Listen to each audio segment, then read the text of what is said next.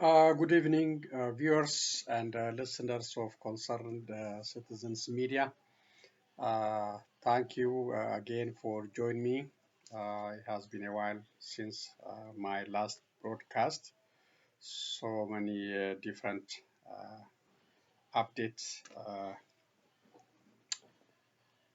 happened, but I didn't have time to share with you. But today I made it, so I'm back.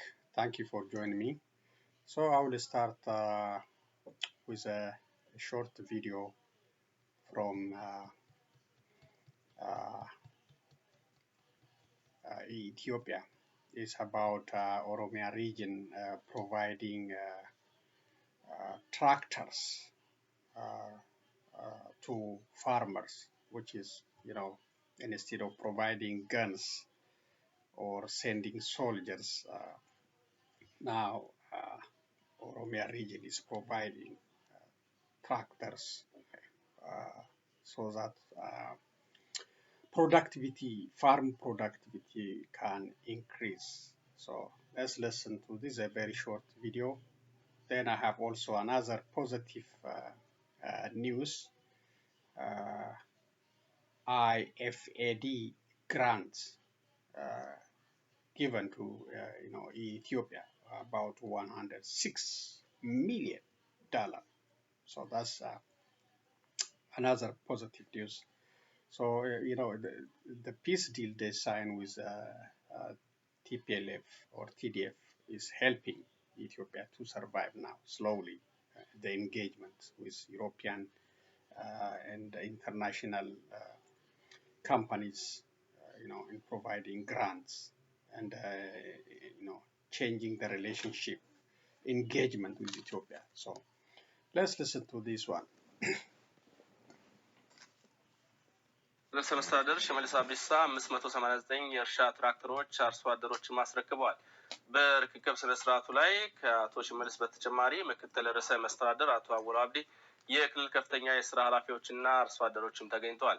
የእርሻ ትራክተሮቹ በግብርና ሜካናይዜሽን ምርትና ምርታማነትን ለማሳደግ ለሚደረገው ጥረት የጎላ አስተዋጽኦ እንደሚያበረክቱም ተመልክቷል። Okay, so these are the tractors provided. Retired President Uhuru Kenyatta has reiterated the need for peace. Okay, we'll come back to Uhuru Kenyatta's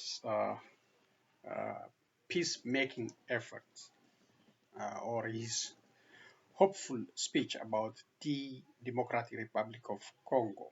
I'll come back to that one. So this is the first one is Oromia region President Shimalis Abdisa with his Vice President Awol Abdi plus other dignitaries provided 589 farm tractors to farmers to increase productivity and to alleviate, the challenges that country is facing. So that's a very positive news, and it should be encouraged to do more. And also not only in Oromia region, such similar act should also continue. We want to see such farm tractors delivering to farmers should happen in Amara region, Benishangul Gumuz region, Somalia, Afar, and other southern regions. So this is encouraging sign.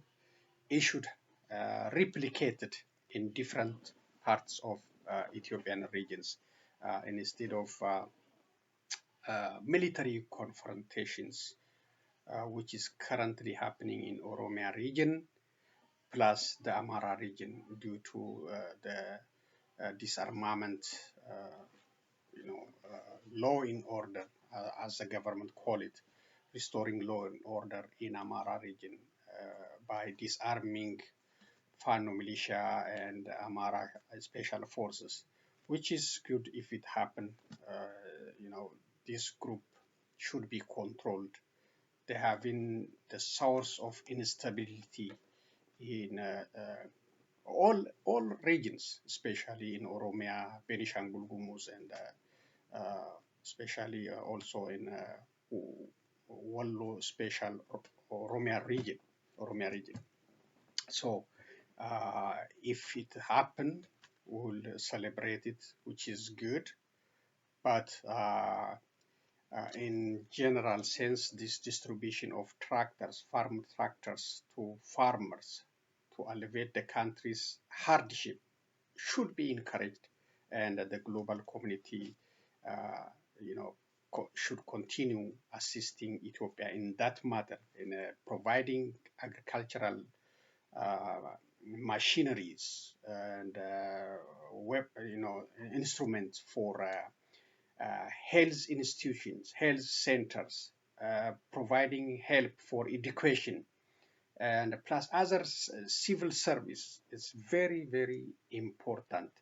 Uh, so militarization must stop, and the engagement with OLA must stop. They must sign a peace deal, as the Prime Minister said. He's changed. He said, instead of going to war, it's much better to negotiate multiple times to settle the conflict. So they must, sign. Please sign the peace deal with OLA. I know they have engaged for 9 days, but they didn't come out with any resolution. No deal at all, no breakthrough. So they should continue that engagement and sign a peace deal.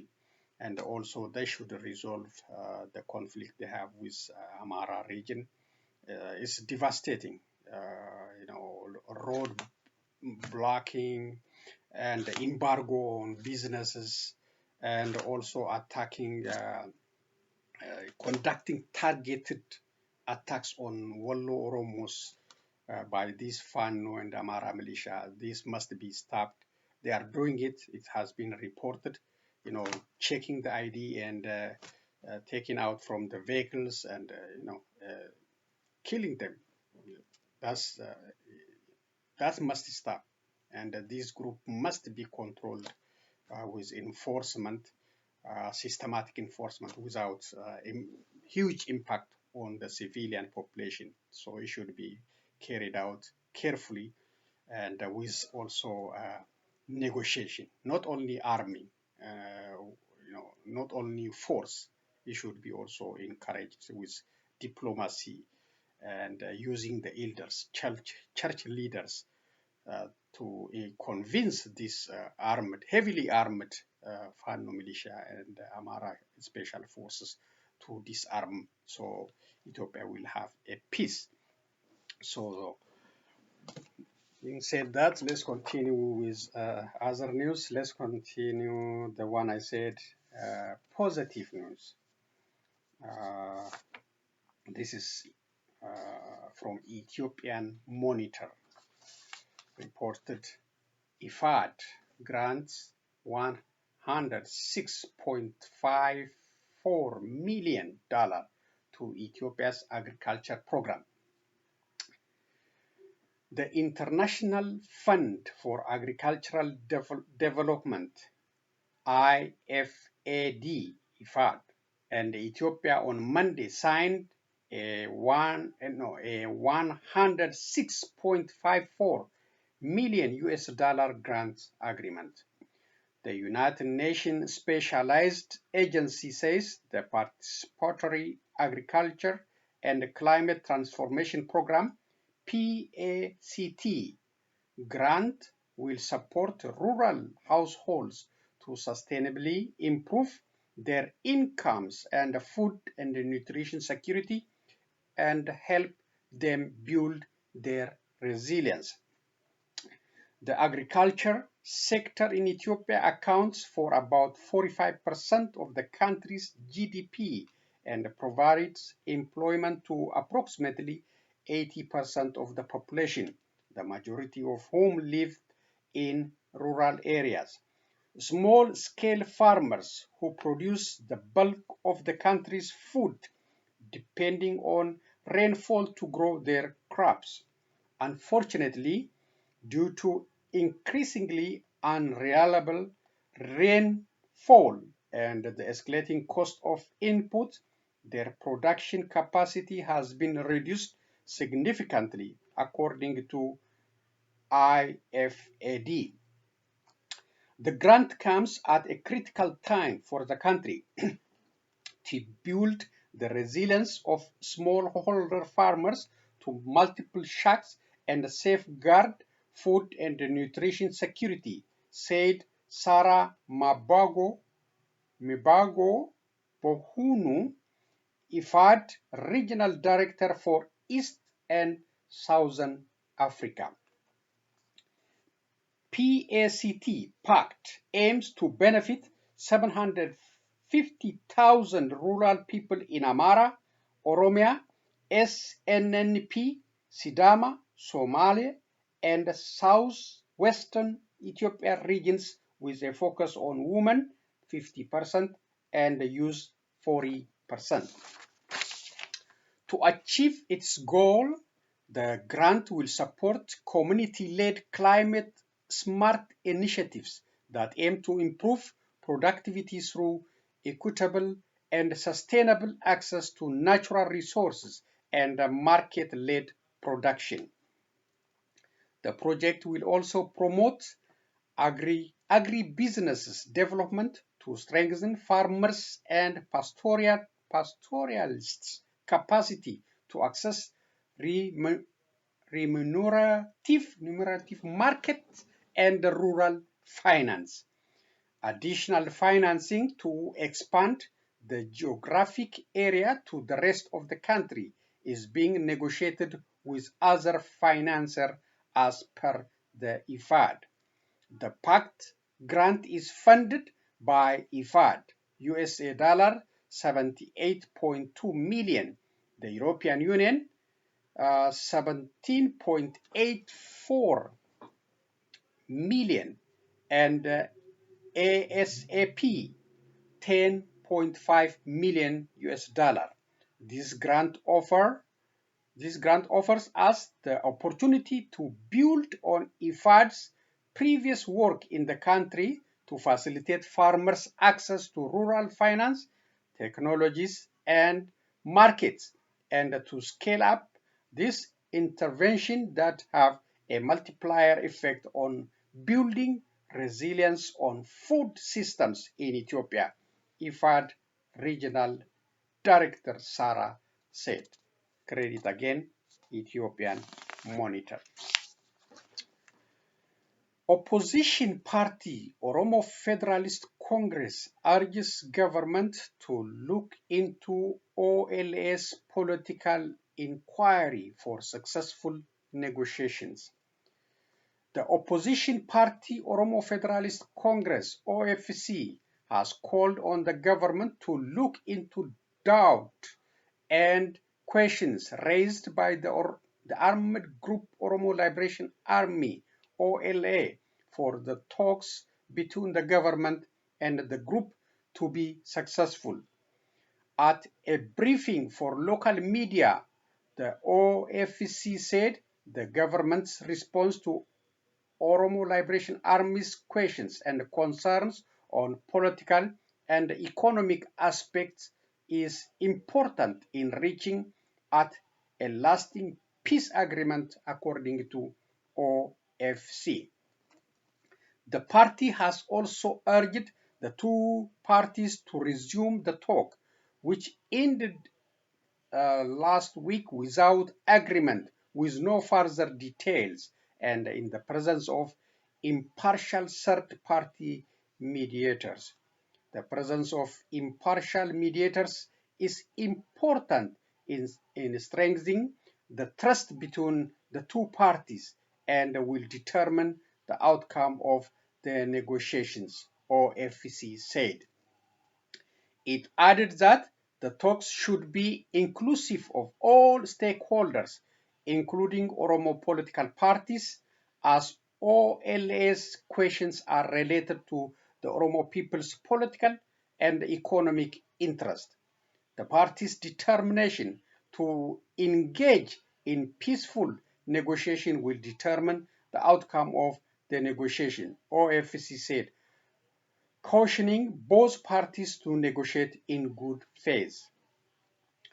Responding to questions from local journalists, chairman of OFC, Professor Merara Gudina, said the commitment of the two parties is significant for the success of the negotiation. However, the professor admitted that he has little knowledge about the inner aspects of the talks, but he put forth the scenarios that the government might demand the OLA's armed group to lay down arms in exchange for amnesty and elections in 3 years' time, while the OLA may demand a guarantee to meet such requirement. In particular, the ruling party's determination to ensure democratic and plural political system will determine the outcome of the negotiation, Marara remarked. Furthermore, he spoke of the need to have mediators who can exert pressure and the need for such mediators who can control the implementation of the agreement once that is realized. The party also requested the government to ensure the rule of law in the country and went on criticizing parties that it said claimed to struggle for the Amara people for ongoing conflict and dehumanization of the Oromo people. The Prosperity Party itself is responsible for the crime that has committed and is committing.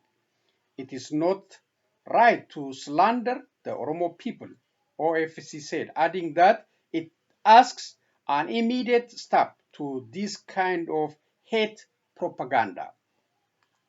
In addition to the political upheaval in Ethiopia, the OFC said that inflation, which that it was caused by the government economic policies and market intervention, is a cause of serious concern. Market interventions, especially in wheat, cat, and teff product, and the current pervasive inflation was caused by the government's misguided economic policies, OFC said, and it should be addressed to alleviate the overall economic hardship the country is facing. Credit at this standard. So, Oromo Federalist Congress raising very serious issues about Ethiopia economic policy. So he is there. Professor Marara Gudina is there in Addis Ababa. Why they don't consult him? Why they don't work with him in alleviating the country's crisis, economic crisis, inflation, high unemployment, all this. So he's there. He will be an asset if Prosperity Party is okay to talk to him. UN urges emergency humanitarian assistance for majority of 12,000 people who arrived in Ethiopia from Sudan. This is the impact of Sudan's war. The United Nations said that on May 5, more than 12,000 people have arrived in Ethiopia from Sudan via the border town of Matemma in West Gondar zone of Amara region since 21st April. According to a report by OCHA, more than 1,000 daily arrivals have been recorded over the past 3 weeks, with 1,113 people arriving at the border town on May 4. Ethiopians account for more than 50% of the arrival on Thursday, while other nationalities included Sudanese, Eritreans, Somalians, Americans, Syrians, Ghanaians, and others in descending numerical order, the report added. Most foreign nationals, after securing relevant visas, have left the border area and gone to either their respective countries or destination or to settle in Ethiopia. Similarly, Ethiopian returnees are also moving to their places of origin with the country, the report noted, adding that the majority of those who remain at the border, however, require emergency humanitarian assistance. Hot food, drinking water, and latrines, emergency shelter, adequate health and protection services are among the primary needs according to the report. Currently, essential and life-saving drugs and medicines in health facilities are lacking. There are also limitations in referral services to hospitals and mental health and psychosocial support (MHPSS) at border entry points, the report said. OCHA said scaling up the health emergency interventions against identified needs is essential to avoid worsening of the situation and prevent communicable and non-communicable diseases. On 29 April, Addis Standard reported that Ethiopian refugees who fled the brutal war in Tigray in early November 2020 and are sheltered in two refugee camps in Tunadiat and Rakuba in eastern Sudan are in danger following the outbreak of militarized violence in Sudan on 15 April and aid workers' evacuations. 2 days earlier, the Ethiopian embassy in Khartoum said that it relocated its staff, including the ambassador, to its consulate office in Gadaref region and has been assisting Ethiopian nationals trapped in Sudan from there. Credit Addis Standard. Okay, this one is about Syria readmitted to Arab League, reported by BBC. Syria reinstated as Assad rehabilitation continues, it says. Syria is back in the influential Arab League more than a decade after being thrown out for its brutal repression of pro-democracy protests, which led to the ongoing civil war. The move is further evidence of a thaw in relation between Damascus and other Arab governments. Syria's readmittance comes ahead of a summit in Saudi Arabia later this month that President Bashar al-Assad may now attend. The US and the UK have criticized the move.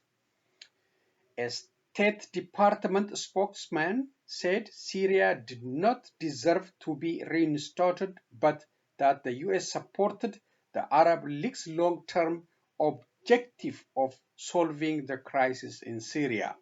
The UK's Minister of State, Foreign Commonwealth and Development Affairs, Lord Ahmed, said the UK remained opposed to engagement with Assad regime and that Mr. Assad continued to detain, torture, and kill innocent Syrians. In a statement, Syria's foreign ministry said it had received the League's decision with great attention and called for greater Arab cooperation and partnership. Foreign ministers from 13 of the 22 nation groups members were present at the meeting in Cairo where the decision to readmit Syria was taken. They stressed the need to end Syria's civil war and the resulting refugee and drug smuggling crisis. Growing poverty and a lack of job opportunities saw many turn to the drug trade, the BBC reported last year. A committee involving Egypt, Saudi Arabia, Lebanon, Jordan, and Iraq will be set up to help Syria achieve those goals. The Arab League's Secretary General Ahmed Abul Gheit said the move was the start of a process to resolve the crisis in Syria, which would be gradual.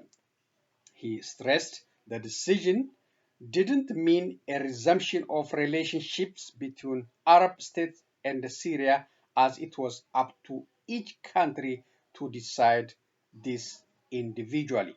More than 300,000 civilians are thought to have been killed and more than 100,000 detained or disappeared during the civil war, according to the UN. The UN estimate roughly half of the pre-war population of 21 million has been displaced either within Syria or as a refugee abroad. Displaced Syrians in the northwest rebel-held area of Idlib have said they are shocked by the Arab League's decision. So I hope this decision will end the suffering of Syrians. I know he's brutal, but since his removal from Arab League, 12 years, there's nothing happened, no change, except the misery of the Syrian people. So trying readmitting Syria may be a solution. Engagement, it will, maybe good for Syrians displaced everywhere and cause the days of so many Syrians and the suffering.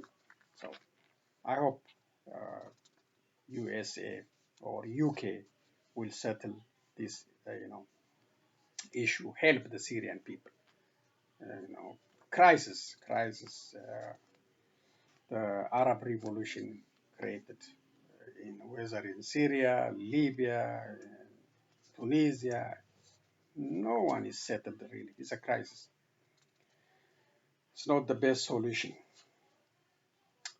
Ruling party official killed in Ethiopia. This is another high official, Prosperity Party official, killing within a weeks. Last time in Amara region, now this is from Afar region. An official of Ethiopia's ruling Prosperity Party, PP, has been gunned down in the northeastern Afar region just 2 weeks after another official was killed in the northwestern Amara region. The private media outlet Tikvah Ethiopia has posted on its Telegram account.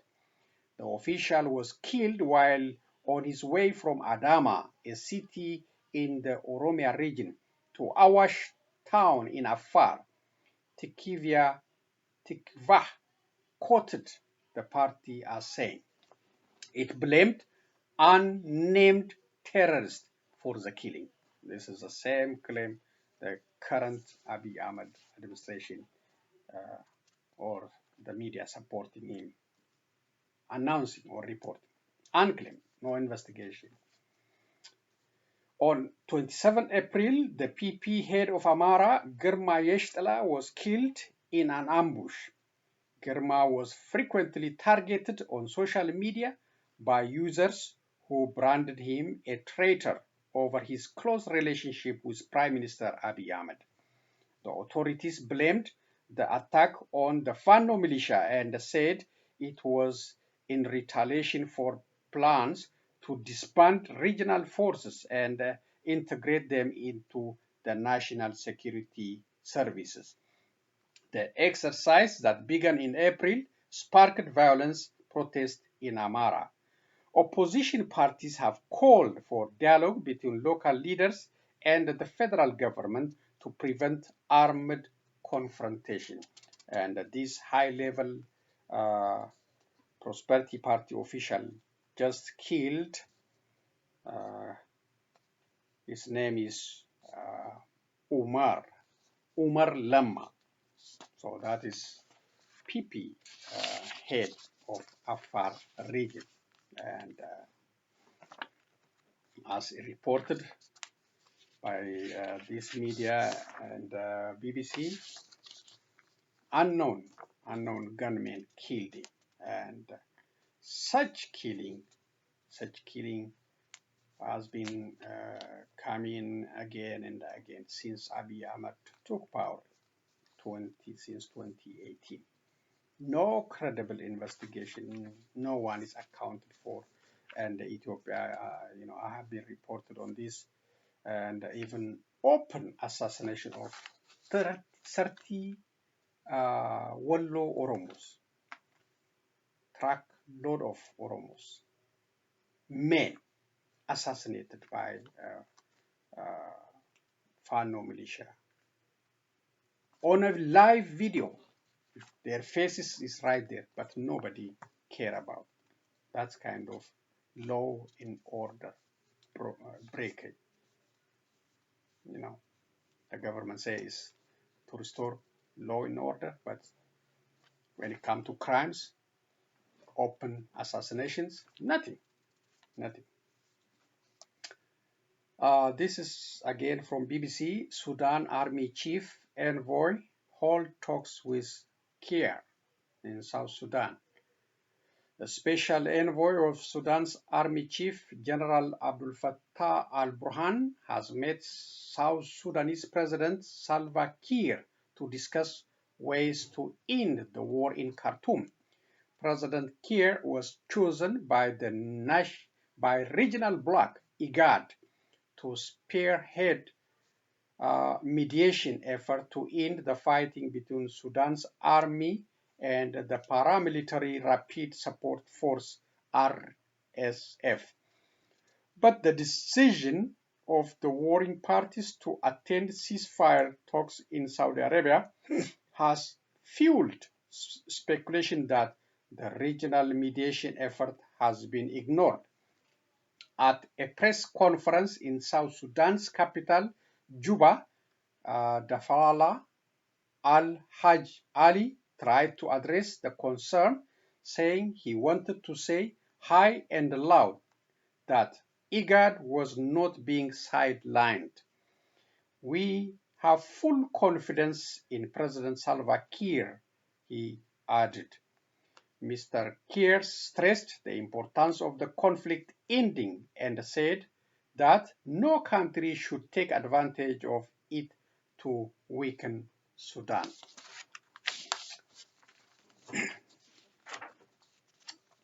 Finally, Israel government facilitates settler killing of Palestinians in Israel. This is a disturbing trend.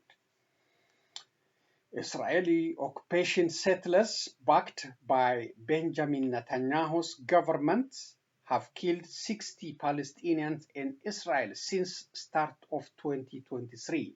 Palestinian Al-Risalah newspaper said on Sunday. The last Palestinian victim of the Israeli settler attack was Dadiar al-Omari, 21, who was killed by a Jewish settler in the village of Sandala in Marji ibn Amr, north of Israel. The killer, according to Yediot Ahronot, was identified as Denis Pakin, 32, from the illegal Jewish settlement of Gan Nir, north of Israel. Yediot Ahronot reported that the Israeli police detained the settler, who was a soldier in the elite Golani brigade, and opened an investigation into the incident. A video for the incident went viral on social media, shows the settler engaged in a physical altercation with al-Umari. Then the settler pulled his pistol and fired multiple shots at the young Palestinian as he returned to his car. The Palestinian victim's family said in a statement, Al-Umari family mourns in Sandala and throughout Palestine, inside the homeland and abroad, to our Palestinian people. The young martyr, Diyar al-Umari, who was shot dead by an Israeli terrorist settler in cold blood. Hundreds of Palestinians protested near the Israeli settlement, condemning the killing of al-Umari, which they called a cold-blooded execution, but the Israeli army cracked down on them. The Committee for Freedoms for Arabs in Israel said the Israeli government has taken a strategic decision to spill our blood just because we are Palestinians Arabs, especially after it opened the door wide for its settlers to take up arms under the pretext of self-defense. Credit Middle East Monitor. So this is a new strategic approach the Israeli government taken against the Palestinians. So the army conducting all aggressive operation against Palestinians. Now the government is allowing the settlers to use their arms to attack Palestinians. It's disturbing, and the two-state solution is, I don't know where it is, and maybe sitting somewhere. Why they are taking so long? Thank you, and let's share the videos I selected for today in today's presentation. Thank you again. Stability in the Democratic Republic of Congo. Former President made the remarks after meeting with Burundian President Evariste Ndayishimiye in Bujumbura in Burundi. The two leaders discussed and deliberated on issues concerning the region, including the possibility of an upcoming East African summit geared towards the process of restoration of peace in the Congo. Uhuru Kenyatta also expressed hope that the ongoing peace process will be successful and that it will allow displaced people of Eastern Congo to go back to their homes. Stability is not only going to be in Congo's favor, it is going to be in favor of the entire region, so that people can trade with one another, people can move goods and services. This is the way to bring development and prosperity to the entire region. But that is not possible without peace. And that is why all of us are very focused on seeing how we can achieve a lasting peace for the people of the Congo, as I said, but also, by extension, for the people of the entire Eastern African region, which is critical for us to be able to focus on development, which ultimately brings prosperity and removes poverty and other ills that continue to affect our region. Why don't you own apartment buildings? Seriously, why don't you own these big apartment buildings? And I get it. You might be thinking right now, well, Tyler, my word, it's because I don't have millions and millions and millions. Sure. I wanted to see if the president has been briefed on the investigation into the shooting in Texas.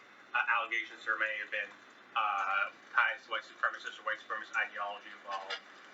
What updates has the president received? Just a few things about the shooting, the horrible shooting that we saw. 8 Americans, including children, were killed this weekend in the latest act of gun violence to devastate our nation. Several others are still fighting for their lives.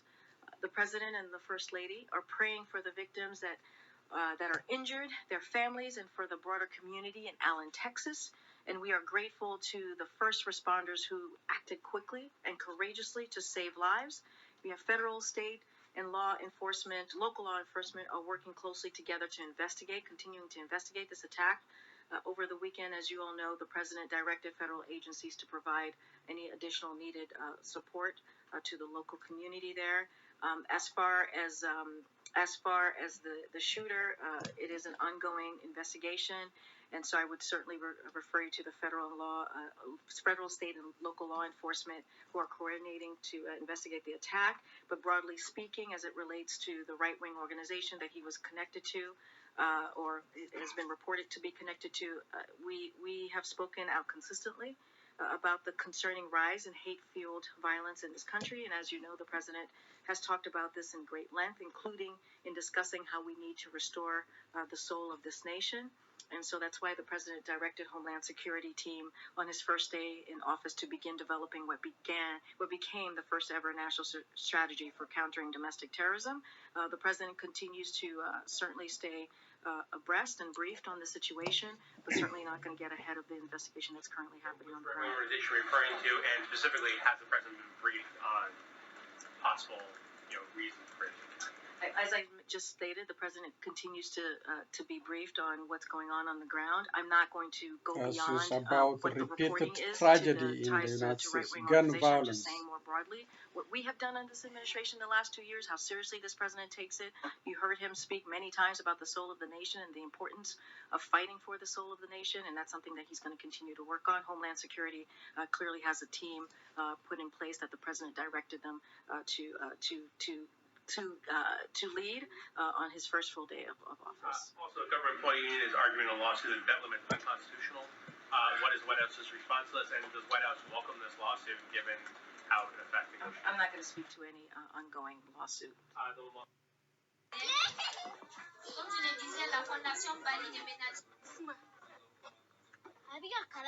So this is in Mali. 9 children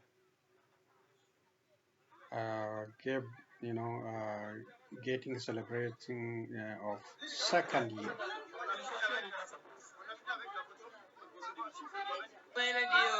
We know that the Nonuplets are a gift a from special God. gift Raising from children God, is really. not an easy thing. Even with one child, it is difficult. So 9 babies at the same time? Since I am in Mali, members of my family support me to raise the children, especially my sister. She is with me morning and evening and every day for everything that concerns the care of the children. It is not easy. C'est l'organisation de l'anniversaire d'un seul enfant. Usually, the organization of the birthday is for only one child, but in this case, That's we a end miracle, up with 9 really. children. Giving birth to 9 babies. 9, but we can say They are it's like fortunate 1. to celebrate their It's second 9, year, so but it's the same that looks family. fine. They are brothers and sisters. C'est des frères et sœurs.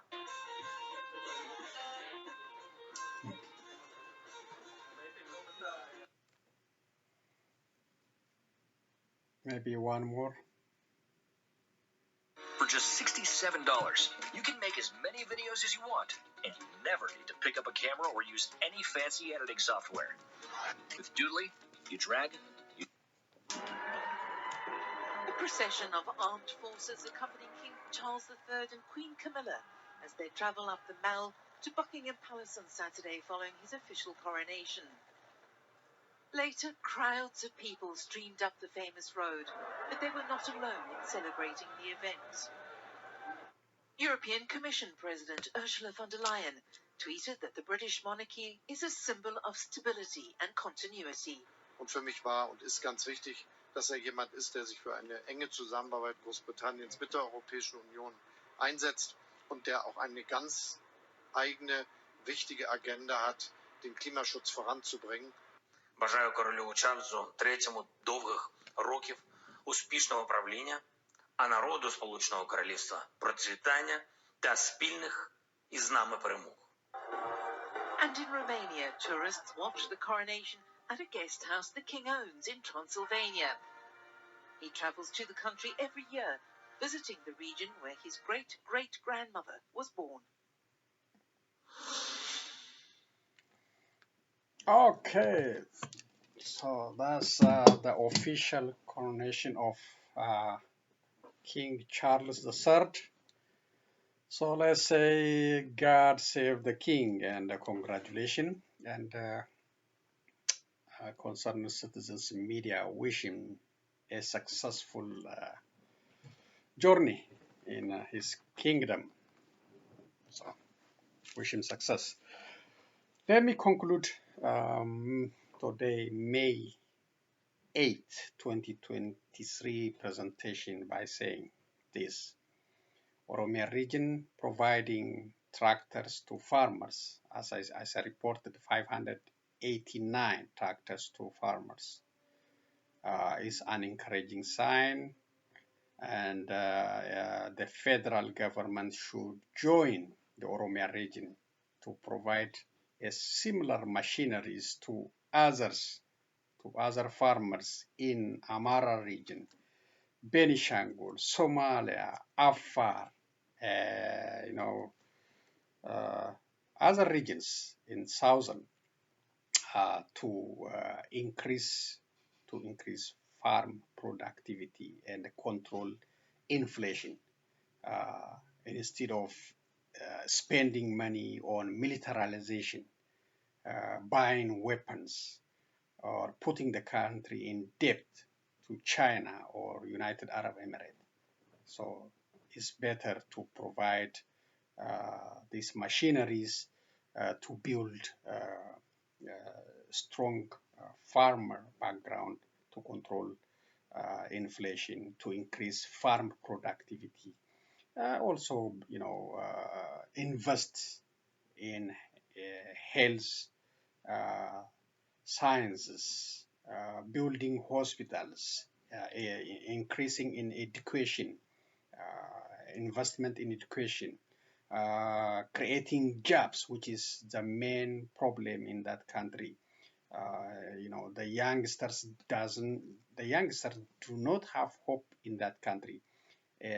Now the government is opening the national service for them to join because the job opportunities are lacking. So the government try to take the advantage of that situation by announcing national service and inviting youngsters, those who don't have other choices, to join the military. So this is not a good system. Militarizing the country is not a good system.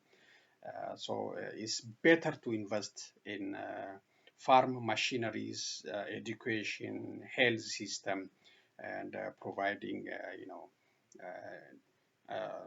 nutrition and other service is much better. So the federal government should join the Oromia region to provide similar deliveries of tractors to other regions and stop spending on the military. You have already too much soldiers. You are showing us on videos, and unnecessary. And you don't need unless you have foreign enemy. So settle domestic issues, as you already said, through peaceful negotiation, dialogue, and avoid confrontation. Avoid using the same tactic TPLF used during its regime, using terrorism as a weapon against journalists, against political commentators. Be tolerant to the opposite views, instead of using just terrorism law to harass media journalists, politicians, or to target any opposition. That's not a good tactic. You already apologized for the past mistake, but you are repeating the same mistake, and the international community should pay attention what the Ethiopian government is doing against journalists under the pretext of terrorism law. So that's all I'm going to say for May 8, 2023. I will be back with other news updates. Thank you for joining me. Be safe. So long, everyone.